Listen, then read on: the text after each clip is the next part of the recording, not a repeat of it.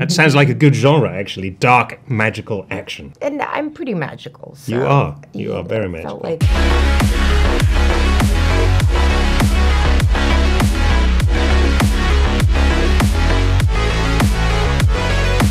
Oh, none of it. None of it at all. That's why I was like really kind of excited about the role. He's kind of the opposite of me. He's a little bit egotistical, you know, a little bit of a womanizer, kind of drinker, womanizer, gambler. I'm like none of those things.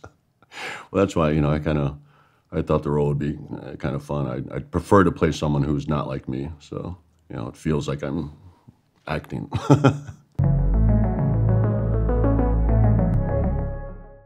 An adult fairy tale. Dark, magical action. That sounds like a good genre, actually. Dark, magical action. Journey, fantasy,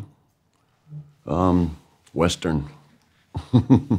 Well, for me, I always saw Lost Lands as having a lot of Western tropes in it, especially the spaghetti Western. When I read George's story about these two characters that don't trust one another, that go off on a quest into this hostile landscape, that to me is very much like spaghetti Westerns, like The Good, the Bad, and the Ugly, Two Mules for Sister Sarah. And I had always wanted to make a Western, so I really embraced the Western iconography. And then, of course, George's story, he writes dark stories, so they always have a tinge of horror and big surprises in them. You know, I saw his story as an adult fairy tale, you know, with a great moral to it, be careful what you wish for. And I felt like a fairy tale should have a unique look to it. We shot a lot of it with the Unreal Engine and would allow us to have real-time playback on set. So the actors, although they're in a virtual environment sometimes, could actually see the environments, so they could appreciate the world that they were in. And I really wanted to fashion this very kind of painterly, poetic, but edgy look for the film, and make a very theatrical movie. You know, something that was visually stylish that really demanded to be seen in cinemas.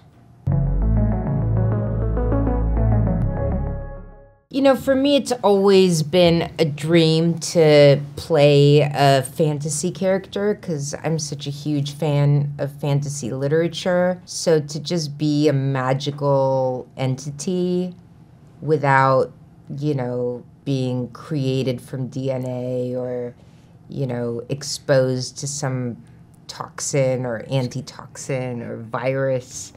It was refreshing to just be magical. Just, you know, and I'm pretty magical. So You are. You are very magical. Felt like it was just like coming home.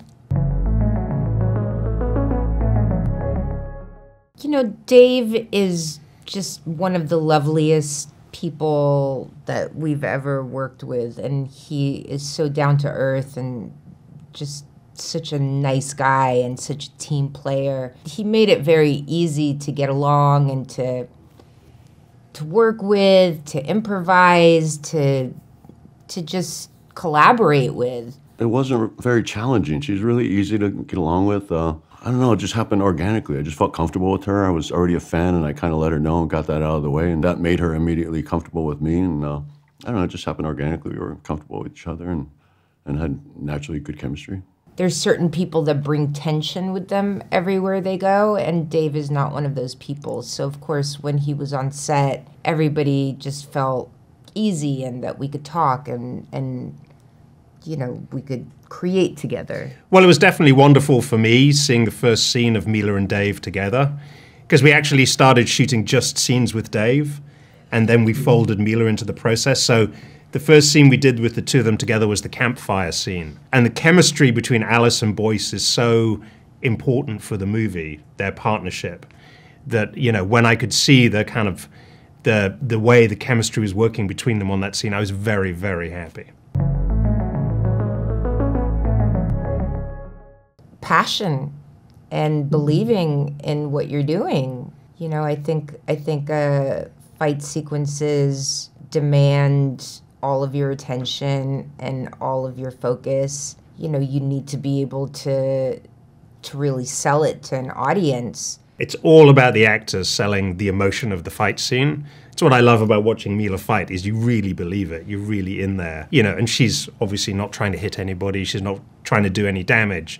But the look on her face, she's trying to kill you. And that's really what sells it. And I think both Milla and Dave are terrific at that. They really make you believe the reality of these action scenes. Well, you know, when I first met George, he said, you know, he wrote the original short story in the 1970s, early 80s. And he always envisaged doing a whole series of Grey Alice stories and continuing to follow his adventures, her adventures. And that's something that we'd be very excited about doing. You know, we really wanted to end the film with that kind of open-ended feeling. You know, sequels and trilogies, they always depend on how, you know, the audience responds. But we wanted to leave it, you know, that option there. And so if the fans want more, well, obviously we'd love to give them more, because it's a great story, and I hope that there's at least a sequel.